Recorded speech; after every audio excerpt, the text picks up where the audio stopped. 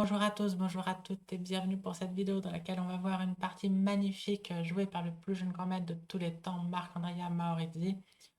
Comme vous le voyez, je ne suis pas chez moi, je viens d'arriver à Tirana en Albanie où je vais disputer la Coupe d'Europe des clubs avec mon club d'Anières. Mais là, revenons à ce qui nous intéresse, ce n'est pas l'Albanie ni la France, mais le Mexique.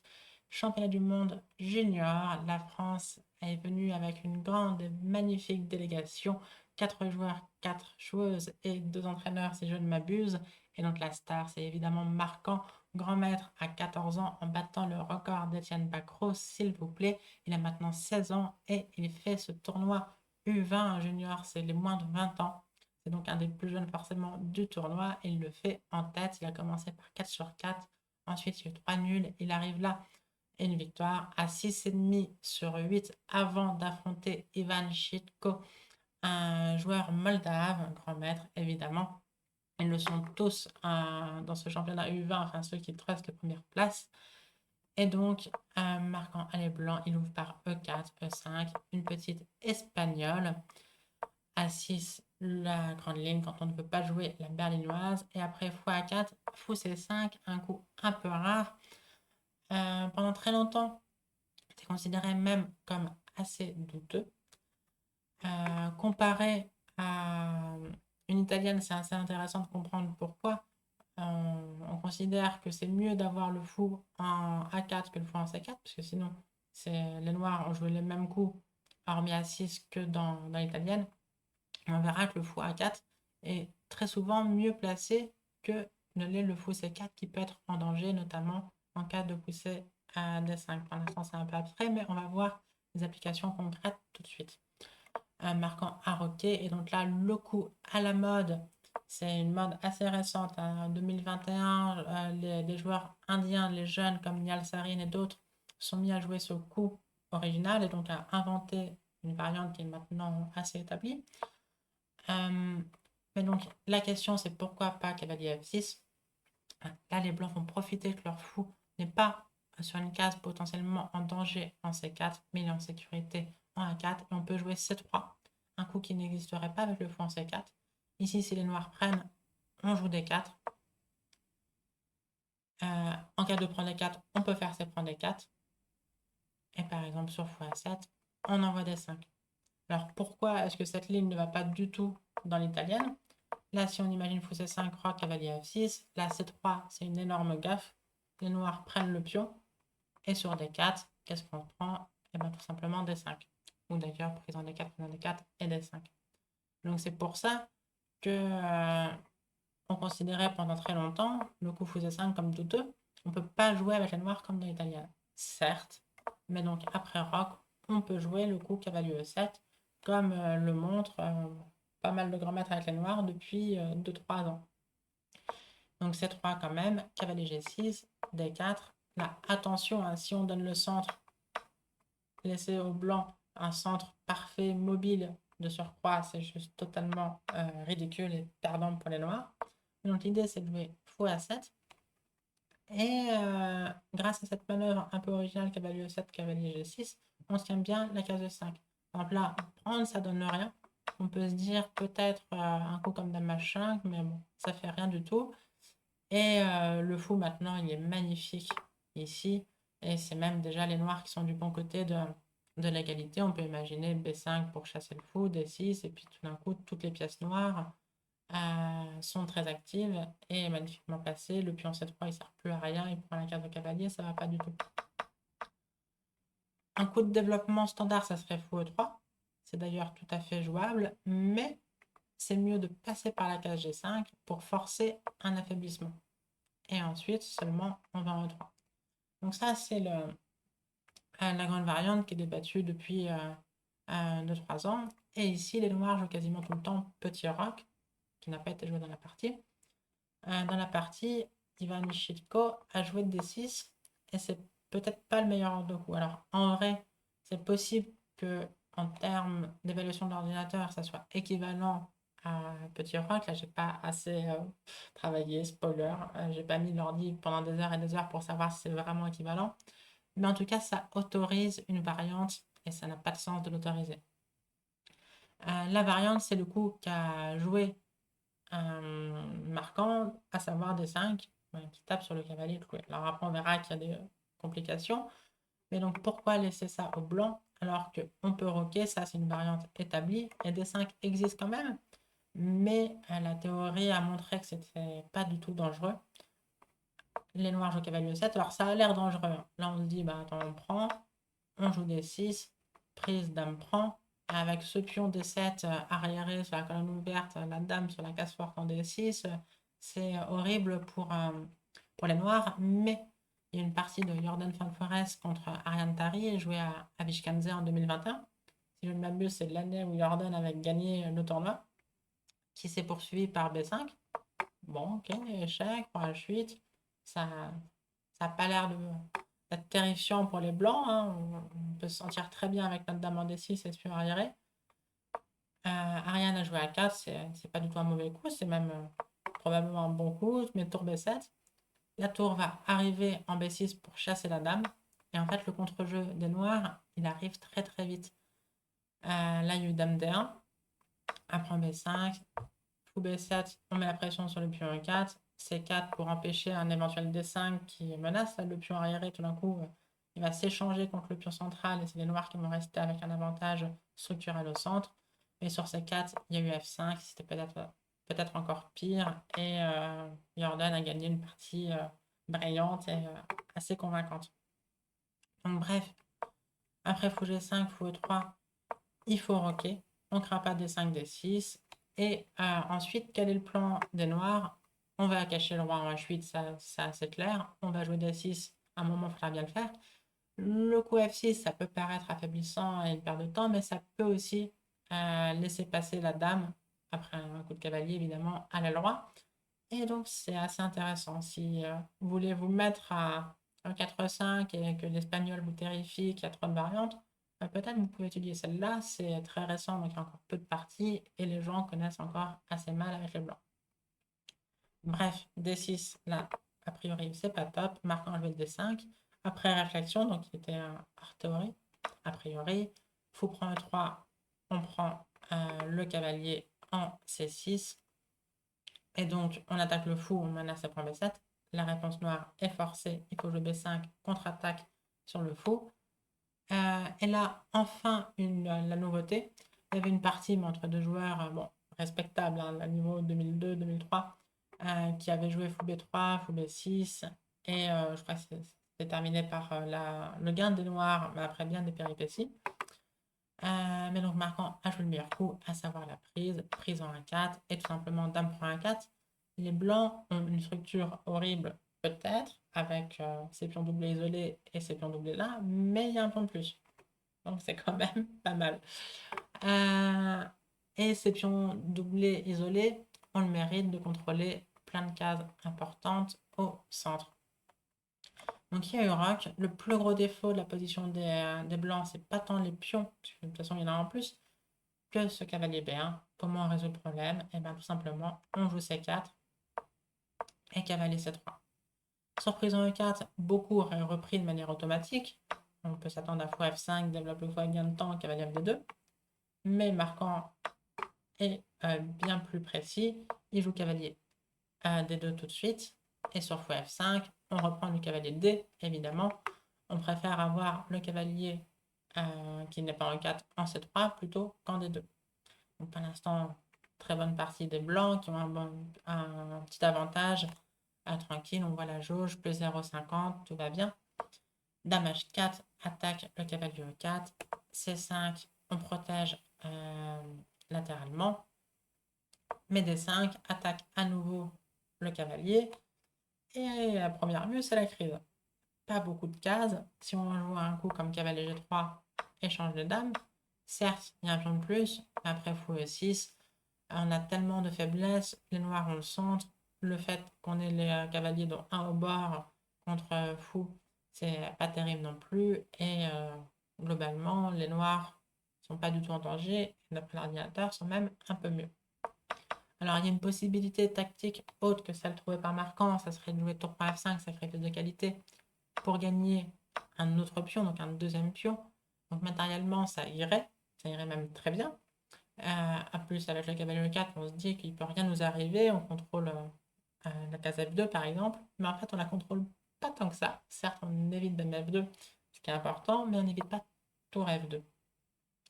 Et c'est un coup assez agréable. La tour qui se met sur la seconde rangée, il peut y avoir du tour prend B2, il peut y avoir du tour F8. Et évidemment, on ne peut pas prendre à cause de dame prend dame.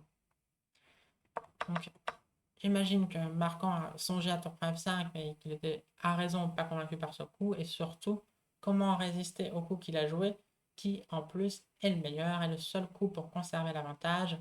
L'incroyable cavalier D6.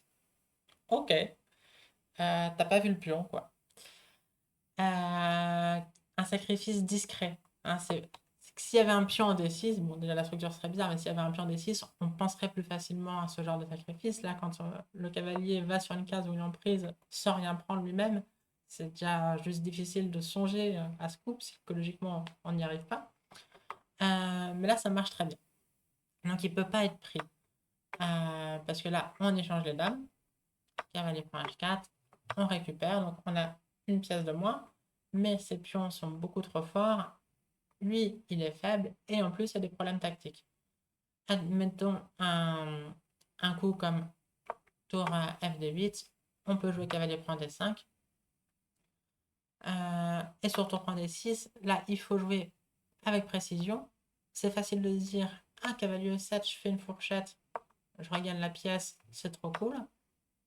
Sauf qu'en fait, il y a un roi E6, on a la tour attaquée, on a le pion C6 attaqué, et on est à peine mieux d'après l'ordinateur. Ici, le coup pour vraiment concrétiser l'avantage, c'est tour AD1, très précis. Le pion n'est pas prenable, là il y a la méga fourchette, on menace tout. On menace quand même cavalier E7, à la fois fourchette et découverte. Et sur un coup comme roi F7, eh ben, on se met dans le clouage. Et donc il y a E4 qui gagne la pièce et c'est catastrophique. Donc c'est prendre D6 pair. Ivan a échangé d'abord les dames. Cavalier prend A4. Donc là, pion prend D6, c'est non pas pion prend D6, mais d'abord le petit coup cavalier B6, très précis. Donc c'est vraiment, ça montre la profondeur du coup cavalier D6 en prise. Donc on attaque la tour avec en plus la tour qui protège le fou. Il n'y a pas le choix, il faut la bouger. Mais du coup, il n'y a pas énormément de cases. Si on imagine tour B8 ou tour D8, ça revient au même. On jouerait C7 et c'est la crise. Admettons un truc comme ça. Les noirs arrivent à empêcher une promotion dans un futur proche, mais pas dans un futur lointain. On peut par exemple commencer à pousser les pions. On va jouer à A4, B5. Sur après, on va jouer A5, etc. Et ça va faire trop de pions passés à gérer pour les noirs, même si matériellement, pour l'instant, ça va encore pour les noirs. Donc, il y a eu échange en A4 et dans cette position, Ivan Chitko a joué fou D3, attaque la tour. Et donc là où beaucoup de gens auraient sans hésiter répondu tour prend F8, bah, j'ai la tour attaquée, il faut soit l'échanger, soit à la rigueur la bouger, par exemple tour d'air. Non, pas du tout. Tenez-vous bien. Là, le coup marquant. Après cavalier D6 au 19e, là on est au 21e, deux coups plus tard. Qu'est-ce qu'il joue? Cavalier B6. Mais l'autre cavalier en prise. C'est incroyable. Les deux cavaliers sont en prise, mais pas vraiment prenables. On fait la même chose. Admettons sur ces points D6, on peut changer les tours, c'est ce qu'il y a de plus simple. La tour A8 est en prise, donc admettons tour F8. On prend en D6. On a une pièce de moins, mais deux pions passés liés sur la sixième rangée. Euh, les, les livres disent qu'ils sont aussi forts qu'une tour. Et là, c'est confirmé. Après fou F5, on peut imaginer un petit coup de C7. On va jouer tour C1. On va regagner au moins une pièce. On aura toujours un pion passé très dangereux en plus. Et donc une position gagnante. Sur C prend B6, dans cette position, c'est la même chose. On peut d'abord prendre un F8. Admettons tour prend F8. C prend B6. Il faut déjà éviter que les blancs fassent dame sans qu'on puisse même sacrifier une pièce. Donc, admettons A5, C7, mais les autres coups gagnent aussi. Fou A6, tour C1, et c'est le même tarif. on va gagner une pièce. On aura toujours un pion passé très dangereux qui va coûter une autre pièce. Et donc, la partie est gagnée par les blancs. Donc, cavalier B6, magnifique. Mais Ivan Chitko ne se laisse pas abattre. Il prend d'abord la tour, on encaisse. Il faut se venger sur le tour. On commence à avoir beaucoup de matériel en moins. Tour prend à 8, tour prend à F1. Le cavalier, ça fait 5 coups qu'il est en prise. Bon, il est encore en prise. Toujours pas prenable. Sur ses prend D6, ses prend D6. Et c'est trop dur. Admettons un petit coup de cavalier F8 pour sacrifier. Sur D7, on prendrait et tour D8 et on récupère. Sauf que là, les noirs ne menacent strictement rien. Et donc, on peut par exemple jouer B4, A4. Et petit à petit, on se crée un troisième pion passé. Et avec 3 pions passés liés, là, c'est totalement fini. Un coup humain, c'est cavalier E7 pour aller chercher le pion C6. Sauf que maintenant qu'il y a ce cavalier en prise, on peut jouer tour F7. Et ça va pas du tout. Après cavalier prend C6, tour prend C7. Et admettons par exemple cavalier B4 pour éviter B4. On peut jouer à 3, B4. Le pion C5 est très fort. La tour sur la 7e, ça peut donner des thèmes de cavalier F5 et problème sur le pion G7. Bref, c'est gagnant. L'ordi suggère des trucs bizarres comme A5 pour empêcher B4 ou comme D4 pour essayer de trouver du contre-jeu. Alors, quitte à perdre ce pion là, mais ça va servir à occuper un peu les pièces blanches et surtout le fait de ne plus avoir le pion E5, ça te donne la case E5 pour le cavalier. Bon, ça, c'était un peu les ressources de l'ordi où il dit que c'est la crise pour les noirs, mais peut-être pas tant que ça. Dans la partie, les noirs ont joué tour D8, un coup assez humain et même assez malin, parce que le coup de tour F7 de tout à l'heure, maintenant perd. Comment est-ce que ça perd déjà? Vous pouvez vous poser la question. Non pas C prend D6, là C prend D6, c'est le blanc qui gagne après C7, contre-attaque sur la tour. Ça, C prend D6, roi prend F7, D7, et on gagne. Tour prend C7, D8, dame, il n'y a pas de mal de couloir, ouf, tout va bien, et les blancs sont gagnants. Vous voyez, il y a des variantes très jolies tout du long de la partie, au-delà des coups cavalier D6, cavalier B6. Maintenant, tour F7 perd, non pas à cause de C prend D6, mais à cause de tour prend D6. On préfère donner la tour que le pion. Et là, c'est la crise. Sur C prend, on reprend et pas de chance. Si on joue D7, c'est roi E7, seul coup qui gagne. Si on joue D prend C7, c'est cavalier E7, seul coup qui gagne. Mais à chaque fois, il y a un coup qui gagne. Et donc, sur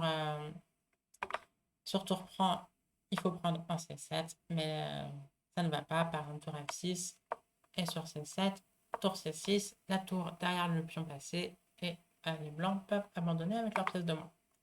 Donc bref, tour F7 perd, et évidemment, Marquand ne le joue pas et joue B4 à la place. Et encore une fois, le cavalier, ça fait maintenant peut-être 5 ou 6 coups qu'il est en prise, toujours imprenable. Surprise, on fait C7, on fait ça, et sur cavalier F8, top tactique, comment est-ce qu'on met fin à la partie au plus vite? Tour prend F8, roi prend F8, et D7, abandon. Donc B4, très fort coup, on veut se créer un autre pion passé, cavalier E7. Parce que maintenant que le cavalier E7, qu'est-ce qu'on peut jouer? Vous l'avez bien compris, tour F7, seul coup gagnant, mais pas trop dur quand on commence à bien comprendre la position. Cavalier prend C6, tour prend C7, cavalier prend B4. Les noirs se défendent tant bien que mal. Alors tour B7, c'était pas le meilleur coup, l'ordi conseillait d'abord cavalier F5, mais il y a des variantes un peu cheloues, comme là-dessus, il prend pas en G7, il joue d'abord C6, sur D3 seulement maintenant il prend. Bon, je vous avoue que j'ai juste rentré les coups de l'ordi, j'ai pas cherché à trop comprendre. C7, ça, tour D7 maintenant, roi 8, petit échec, et roi F2, et ok, ça gagne. Bon, le roi va s'occuper du pion D, on va choper le pion H, et on aura deux ou trois pions de plus. Et ils sont assez forts.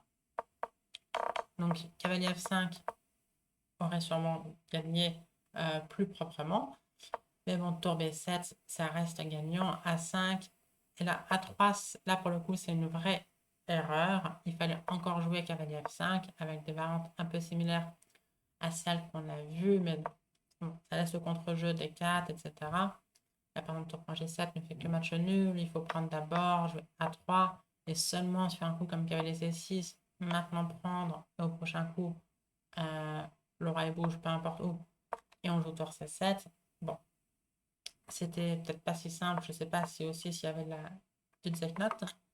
Mais donc, marquant a joué à 3 et ici, un gaffe de l'adversaire, cavalier D3, la position est maintenant à nouveau totalement perdante pour les noirs. Il fallait jouer cavalier à 6 et a priori, c'est match nul. Donc, le cavalier non seulement se dirige vers le pion C5, mais aussi contre la case C7. C'est important parce que du coup, sur C6, on prend et sur C7, ben, on prend. Et c'est même les noirs qui vont gagner avec un pion de dessus.